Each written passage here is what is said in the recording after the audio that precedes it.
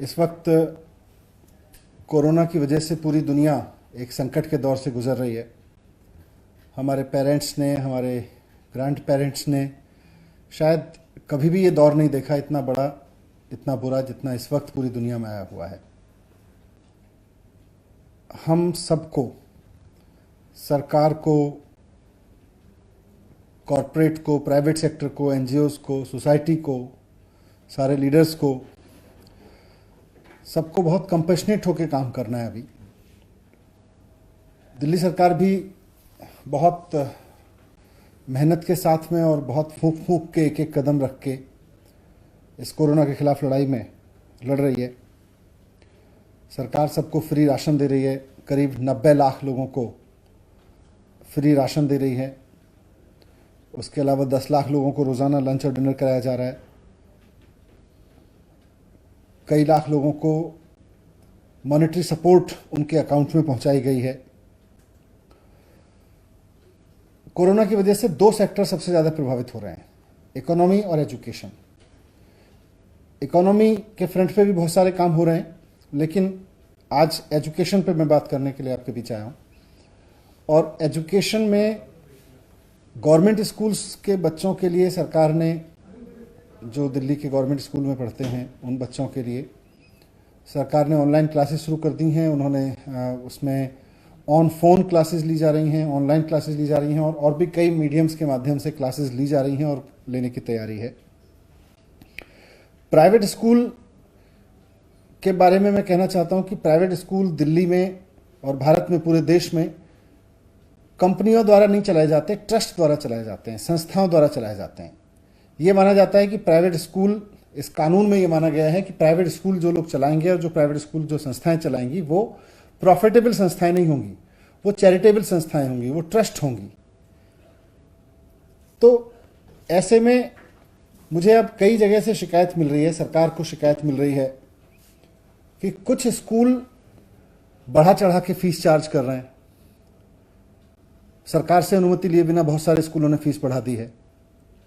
कई जगह से शिकायत मिल रही है कि बहुत सारे स्कूल ट्यूशन फीस के अलावा और भी कई तरीके की फीस चार्ज कर रहे हैं, एनुअल चार्जेस ले रहे हैं, ट्रांसपोर्टेशन फीस ले रहे हैं, जबकि अब तो ट्रांसपोर्टेशन पे कोई खर्चा भी नहीं हो रहा। पूरे पूरे क्वार्टर की फीस मांग रहे हैं बहुत सारे स्कूल्स।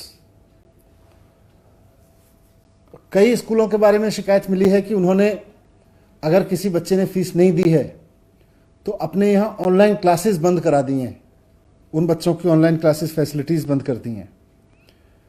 तो इतना नीचे गिरने की जरूरत नहीं है प्राइवेट स्कूल्स को। आप सब लोग एक ट्रस्ट के जरिए चलते हैं, एक संस्था के द्वारा चलते हैं और उसमें आपका बेसिक मैंडेट है कि आप समाज सेवा करेंगे।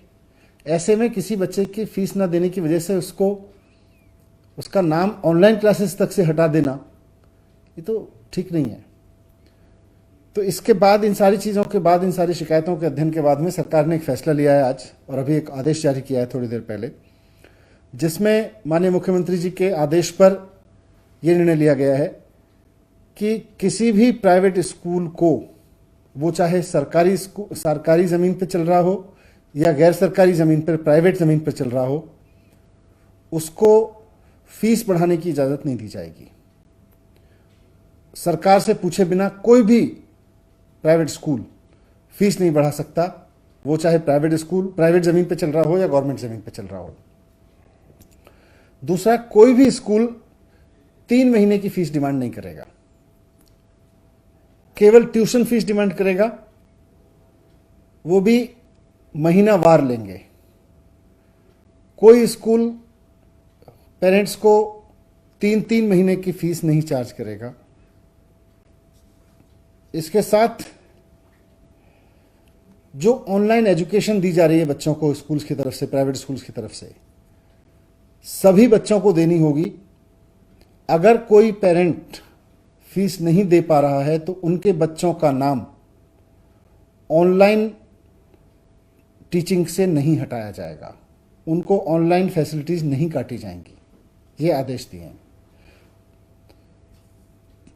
साथ में कोई भी स्कूल ट्रांसपोर्टेशन फीस नहीं चार्ज करेगा इस दौरान।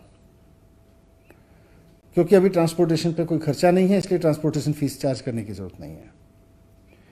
1 महीने की फीस के अलावा कोई और 1 महीने की ट्यूशन फीस के अलावा कोई भी स्कूल, वो चाहे प्राइवेट जमीन पे बना है या सरकारी जमीन पे बना है, कोई भी स्कूल 1 महीने की ट्यूशन फीस के अलावा किसी भी पेरेंट से कोई और तरह की फीस चार्ज नहीं करेगा, ना ट्रांसपोर्ट फीस चार्ज करेगा, ना कोई एनुअल चार्ज करेगा, कोई चार्ज नहीं लेंगे।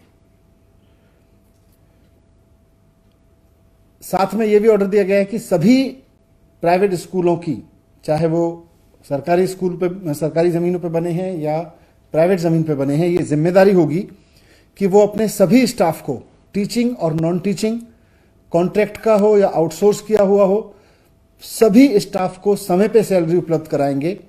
अगर किसी तरह का उनके रेवेन्यूज में कोई शॉर्टफॉल है तो जो अपनी पेरेंट संस्था है उससे पैसा लेके पूरा करेंगे, लेकिन पैसे की कमी की वजह से किसी स्टाफ की सैलरी नहीं रोकेंगे और पैसे की कमी के बहाने पर किसी बच्चे को पढ़ने से नहीं रोकेंगे।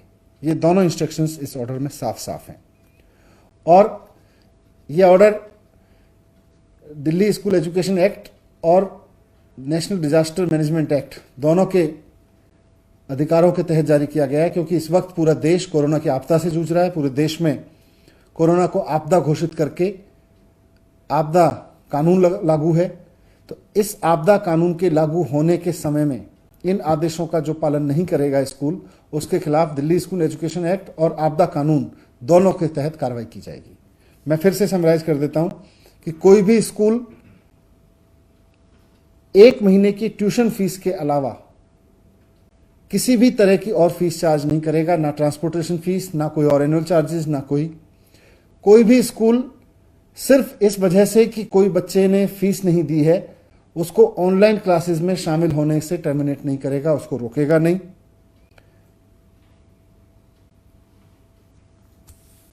बिना सरकार की इजाजत के कोई फीस नहीं बढ़ाएगा, जो फीस पहले से थी उसी को अलाउ किया जाएगा, उसके अलावा बढ़ी हुई फीस नहीं चार्ज की जाएगी किसी भी स्कूल में। और साथ साथ सभी स्टाफ को, कॉन्ट्रैक्ट हों या आउटसोर्स किए गए हों, परमानेंट हों, टीचर्स, नॉन टीचर्स, सबकी सैलरी समय पे दी जाएगी। उसके लिए जरूरत पड़े तो अपनी पेरेंट संस्था से पैसा लेके दें, और जो इसका पालन नहीं करेगा उसके खिलाफ कार्रवाई की जाएगी।